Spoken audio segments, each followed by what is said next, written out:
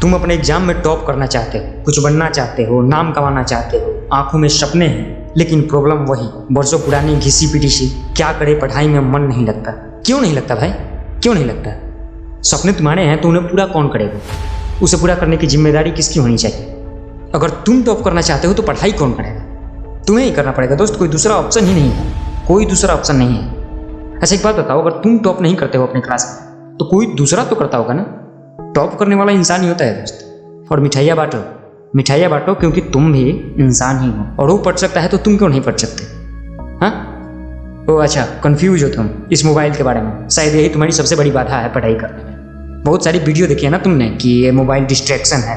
चलो इस पे ही पहले बात करते हैं। देखो तुम इस मोबाइल को छोड़ने की कोशिश भी करते हो, क्योंकि तुम्हारे छूते ही तुम्हारी उंगलियां WhatsApp, Facebook, Instagram, free fire, PUBG खेलने चल देती हैं। सही कहा ना? और समय बर्बाद हो जाता है। अच्छा एक बात बताओ, तुम इलोन मस्क को तो जानते ही होगे। हाँ वही जो अभी दुनिया का सबसे अमीर आदमी है। उस बंदे ने फ्री में ऑनलाइन पढ़कर अंतरिक्ष में रॉकेट छोड़ दिए, और जहाँ पहले करोड़ों में रॉकेट बना करते थे और उन्हें समुद्र में डंप करा दिया जाता था, उसे इस बंदे ने सक्सेसफुली जमीन पर लैंड कराया। अब मैं तुम सबको फालतू में ये क्यों बता रहा हूँ? देखो जब तक तुम इस स्मार्टफोन, इस टेक्नोलॉजी, इस इंटरनेट को खिलौना समझोगे ना, तब तक तो तुम इससे खेल ही सकते हो, दूसरा कुछ नहीं कर सकते।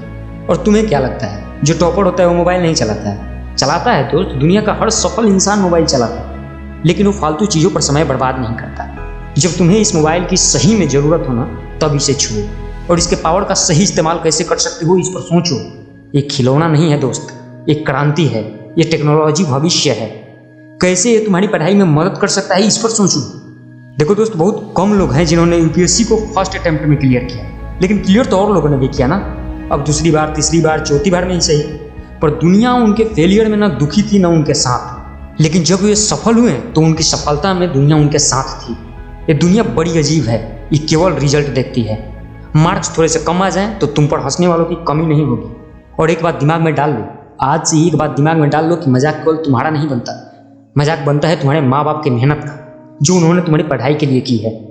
हाँ मैं भी मानता हूँ मैं भी कि मार्क्स तुम्हारी काबिलियत डिसाइड नहीं करते, लेकिन अगर तुम पढ़ोगे ही नहीं तब तो तुम धोखा कर रहे हो ना अपने माँ बाप से, उनकी उम्मीदों से, उनकी मेहनत से। ऐसा मत करो यार, जागो दोस्त जागो, और आज से ही लग जाओ पढ़ाई में। आज ही एक टाइम टेबल बनाओ और लग जाओ पढ़ाई में।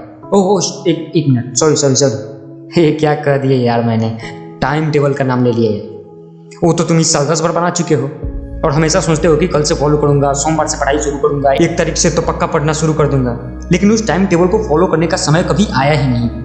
यार बुरा मत मानना, लेकिन तुम में और जानवरों में कुछ खास फर्क नहीं है, बस उनमें तुम्हारी तरह दिमाग नहीं है। और अब जो मैं बोलने जा रहा हूँ ना, वो शायद थोड़ा कड़वा लगे, लेकिन सुनो। अगर तुमने ये सोच रखा है ना कि तुम्हारे बाप के पास बहुत सारा पैसा है, कुछ नहीं हुआ तो जिंदगी उनके कमाए हुए पैसों से कट जाएगी, तो सुन भाई, दुनिया यही कहेगी कि यह वही इंसान है जिससे खुद तो कुछ हुआ नहीं और अपने बाप के पैसों से जिंदगी काट रहा है। और मेरे हिसाब से तो दोस्त धिक्कार है ऐसे जीवन पर, ऐसे भविष्य पर, जो ऐसे शब्द सुनने को मिले।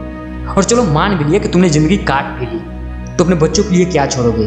क्योंकि उनके नसीब में तो तुम जैसा बाप होगा, ऐसे ही छोड़ जाना खाली हाथ। लेकिन अगर तुम्हारे पिता के पास ज़्यादा पैसे नहीं हैं, तब तो तुम्हें पढ़ना ही पड़ेगा, मेहनत करना ही पड़ेगा। इसके अलावा अपने सपनों को पूरा करने के लिए कोई और रास्ता नहीं है तुम्हारे पास। अब निर्णय तुम्हारे हाथ में है कि कैसी लाइफ जीना चाहते हो तुम। आज से ही पढ़ाई को टालना छोड़ दो ये कहना कि पढ़ाई में मन नहीं लगता। तुम्हारे साथ पता है प्रॉब्लम क्या है? कि तुमने पढ़ाई को अपना लक्ष्य समझ लिया है। दोस्त, पढ़ाई करना कभी गोल हो ही नहीं सकता। पढ़ाई बस एक रास्ता है जिससे होकर तुम्हें अपने मंजिल पर पहुंचना है। और जिस दिन तुमने सही तरीके से इस रास्ते को पार कर लिया ना, तुम्हें तुम्हारी मंजिल मिल जाएगी। तब तक तुम्हें पढ़ना ही होगा, अपने माँ बाप के खातिर, अपने सपनों के खातिर, अपनी इज्जत के खातिर। उसकी वजह से पढ़ो जिसे तुम चाहते हो, उसकी वजह से पढ़ो जिसने कहा था कि तुमसे कुछ नहीं होगा। कम से कम उसको जवाब देने के लिए तो पढ़ो कि तुम जो ठान लेते हो उसे हासिल कर लेते हो। और कुछ नहीं तो अपने उस दुश्मन के लिए पढ़ो जो तुम्हें नीचे गिरा हुआ देखना चाहता है। पढ़ो, बस पढ़ो, नहीं तो बाद में फेल हो गए तो किस्मत को दोष मत देना, भगवान को दोष मत देना। पढ़ाई शुरू तो करो, मन लग जाएगा।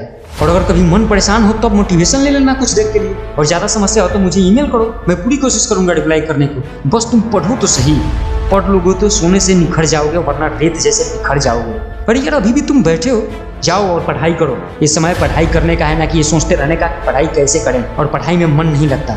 ये सब सोचने का समय नहीं है। जाओ और अभी से पढ़ो, और जाते जाते इन लाइनों को सुन जाओ। लहरों से डर कर नौका पार नहीं होती, और कोशिश करने वालों की हार नहीं होती। असफलता एक चुनौती है, स्वीकार करो। क्या कमी रह गई देखो और सुधार करो।